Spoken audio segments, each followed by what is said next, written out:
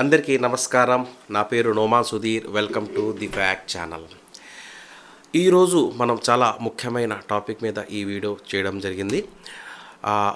ఒకప్పటి మన భారత జాతి చూసుకున్నట్లయితే నైతికతకు చిరునామాగా, ఐక్యతకు గుర్తుగా ఉండేది. కానీ నేటి పరిస్థితి చూసుకున్నట్లయితే దానికి పూర్తి వ్యతిరేకంగా పరిణామాలు తాండవిస్తున్నాయి. ఇలా నేటి మన జాతి పతనానికి అత్యంత ప్రమాదకరమైన సంకేతం ఏమిటంటే యువకులు నేరాలకు పాల్పడడం, యువతలో నేర ప్రవృత్తి పెరిగిపోవడం, చాలా సులువుగా వాళ్ళు నేరాలకు పాల్పడడం అనేది చాలా దిగ్భ్రాంతికి గురి చేసే విషయం. తల్లిదండ్రుల కంటిపై కునుకు లేకుండా చేస్తున్న పరిస్థితి ఏర్పడి ఉంది. కావున ఇలాంటి నేర ప్రవృత్తి యువతలో పెరిగిపోవడానికి ముఖ్య కారణాలు ఏమిటి, తల్లిదండ్రుల పాత్ర ఏమిటి అందులో, మరియు సామాజిక కారణాలు ఏమిటి అనేవి కొన్ని ముఖ్య కారణాలు మనం పరిశీలిద్దాం. అలాగే వాటి పరిష్కార మార్గాలు కూడా తెలుసుకుందాం. కావున ఈ వీడియో లాస్ట్ వరకు మీరు మిస్ కాకుండా చూడండి. చాలా చక్కటి పరిష్కార మార్గాలు మీ ముందుకు వస్తాయి.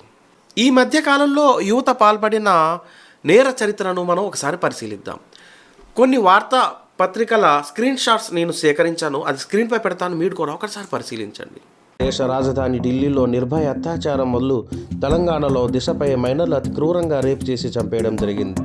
తండ్రి మరణంతో వచ్చే డబ్బుకి ఆశపడి తన సొంత అన్న తమ్ముళ్లను చంపేసిన యువతి, గొడవ పడవద్దని చెప్పినందుకు టీచర్ని చంపేసిన 9th క్లాస్ స్టూడెంట్స్, ఫోన్ కొనలేదని తల్లిని హత్య చేశాడు, మైనర్ బాలికపై యువకుడి అత్యాచారం, పెళ్లిళ్ల పేరుతో యువకులకు మోసగిస్తున్న యువతి, ప్రేమ వేధింపులు, యాసిడ్ తాగిన యువతి, లోన్ యాప్ వేధింపులతో యువకుడి సుసైడ్, మద్యం సేవించి బైక్ నడిపి నేటు ప్రాణాలు పోగొట్టుకున్న 2 యువకులు, సైబర్ నేరాలకు పాల్పడి కోట్లు కాజేస్తున్న గంజాయి మత్తులో యువకులు, భారతదేశంలో ఆకాశమే హద్దుగా రోజు రోజుకి యువతలో పెరిగిపోతున్న క్రైమ్ రేట్.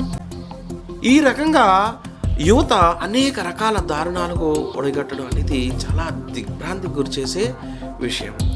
అయితే ఈ రకమైన స్వభావానికి కారణాలు ఎన్నో ఉన్నప్పటికీ ముఖ్యమైన 3 కారణాలు నేను ఈరోజు డిస్కస్ చేయబోతున్నాను. పరిష్కార మార్గాన్ని కూడా నేను తెలపబోతున్నాను.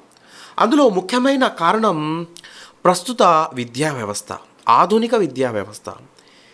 ఈ విద్యా వ్యవస్థతో పిల్లలు పనిచేసే రోబోలుగా తయారవుతున్నారు. పనిచేసే రోబోలుగా మాత్రమే తయారవుతున్నారు.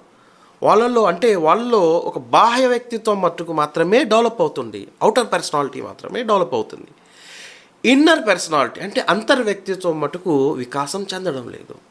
దీని వలన పిల్లలు వ్యక్తిగతంగా ఉత్తమ సామర్థ్యాలు అయితే పెంచుకోగలుగుతున్నారు, కానీ తన మనోవాంఛలను అదుపు చేసే నైతిక విలువలను మటుకు వికాసం చెందడం లేదు. అలాగే తమ సామూహిక జీవనంలో ఇతరులతో కలిసి ఉత్తమ కార్యనిర్వహణ నిర్వహించగలుగుతున్నారు, కానీ తన తోటి వారి పట్ల ప్రేమ, త్యాగం లాంటి మానవతా విలువలతో ప్రవర్తించలేకపోతున్నారు. రెండవ కారణం సామాజిక ప్రభావం. ఈ ఆధునిక భౌతిక విద్యకు తోడుగా అగ్నికి ఆజ్యం పోసినట్టు సమాజంలో పేరుకుపోయి ఉన్న చెడు వ్యసనాలైన మత్తు పదార్థాలు, మాదక ద్రవ్యాలు, జూదం, వ్యభిచారం, అలాగే పాశ్చాత్య విచ్చలవిడి జీవన విధానం లాంటివి రోబోలుగా ఉన్న యువతలో రెడ్ చిప్ మాదిరిగా ప్రభావం చూపుతున్నాయి. మూడవ కారణం తల్లిదండ్రులు. పిల్లలకు విద్యను అందించడంలో పెట్టే శ్రద్ధ వాళ్ళ పర్సనల్ లైఫ్ పై మనం పెట్టడం లేదు. వాళ్ళ ప్రవర్తన ఎలా ఉంది, వారి అలవాట్లు ఏమిటి అనేది మనం గమనించలేకపోతున్నాం. వారికి పూర్తి స్వేచ్ఛనిచ్చేస్తున్నాం. ఈ రకంగా తల్లిదండ్రులు కూడా ఒక కారణంగా మారారు. కింగ్ కర్తవ్యం. పరిష్కార మార్గం ఏమిటి? పరిష్కార మార్గం ఏమిటి అని మనం పరిశీలించినట్లయితే బాహ్య వ్యక్తిత్వాన్ని పెంపొందించే భౌతిక విద్యతో పాటు అంతర్వ్యక్తిత్వాన్ని పెంపొందించే ఈ ఆధ్యాత్మిక విద్యను పిల్లలకు అందించాలి.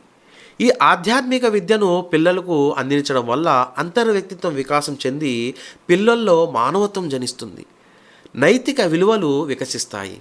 తద్వారా పిల్లల వ్యక్తిగత జీవితంలో విచ్చలవిడితనం మందగించి బాధ్యతాభావము జనిస్తుంది. అలాగే సామూహిక జీవనంలో క్రూర స్వభావం తగ్గి మానవత్వం వికసిస్తుంది. కొన్ని తరాల ముందు ఈ రకమైన విద్యా విధానమే ఉండేది. అంటే భౌతిక విద్యతో పాటు ఆధ్యాత్మిక విద్యను జోడించి చెప్పేవారు. రాను రాను ఏమైందంటే అది కనుమరుగైపోయింది. ప్రస్తుత ఆధునిక విద్యా విధానంలో అయితే అది నామరూపాలు లేకుండా పోయింది. ఈ విద్యా విధానం గురించి ప్రముఖ సైంటిస్ట్ ఐన్స్టీన్ చాలా గొప్ప విషయాన్ని చెప్పారు. Science without religion is lame, religion without science is blind అని ఎంతో గొప్పగా ఆయన చెప్పడం జరిగింది. అలాగే వైదిక విద్యా విధానంలో వీటిని పరావిద్య అపరావిద్య అని అంటారు. అలాగే మన భారతదేశంలో ఈ తరహా విద్యా విధానాన్ని గవర్నమెంట్ సైతం సిఫారసు చేసింది. దాన్ని కొఠారి కమిషన్ వారు ఉన్నారు. వాళ్ళు ఏం సిఫారసు చేశారంటే గవర్నమెంట్కి ఈ భౌతిక విద్యతో పాటు ఆధ్యాత్మిక విద్యని జోడించి పిల్లలకు అందించాలి అని చెప్పేసి వాళ్ళు సిఫారసు చేయడం జరిగింది.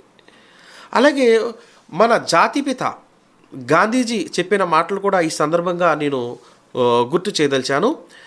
ఆయన ఈ రకంగా చెప్పడం జరిగింది, ఒక హిందువు ఉత్తమ హిందువుగా, ఒక క్రైస్తవుడు ఉత్తమ క్రైస్తవుడుగా, ఒక ముస్లిం ఉత్తమ ముస్లింగా ఈ ఆధ్యాత్మిక విద్య ద్వారా మాత్రమే రూపొందగలడు అని ఆయన చెప్పడం జరిగింది. అయితే మీ మనసులో ఒక ప్రశ్న రావచ్చు, ఈ ఆధ్యాత్మిక విద్యకు సంబంధించిన సిలబస్ ఎక్కడ లభిస్తుంది అనే ప్రశ్న మీ మనసులో రావచ్చు. అయితే మన గ్రంథాలైన భగవద్గీత, బైబిల్, ఖురాన్ ద్వారా ఈ ఆధ్యాత్మిక విద్యను మనం పొందగలం. ఈ ఆధ్యాత్మిక విద్య ప్రాధాన్యత గురించి అసలు మన గ్రంథాలు ఏం చెబుతున్నాయి, మన భగవద్గీత, బైబిల్, ఖురాన్ ఏం చెబుతున్నాయో మనం ఒకసారి పరిశీలిద్దాం. గీతాశాస్త్రం 16వ అధ్యాయం 24వ శ్లోకం మనం పరిశీలించినట్లయితే, తస్మాత్ శాస్త్రం ప్రమాణాంతే కార్యకార్య వ్యవస్థితౌ జ్ఞాత్వా శాస్త్ర విధానోక్తం కర్మకర్తుమిహర్హసి. భావం, కావున నీవు చేయదగనియు చేయరానిదియు నిర్ణయించినప్పుడు నీకు శాస్త్రము ప్రమాణమై ఉన్నది.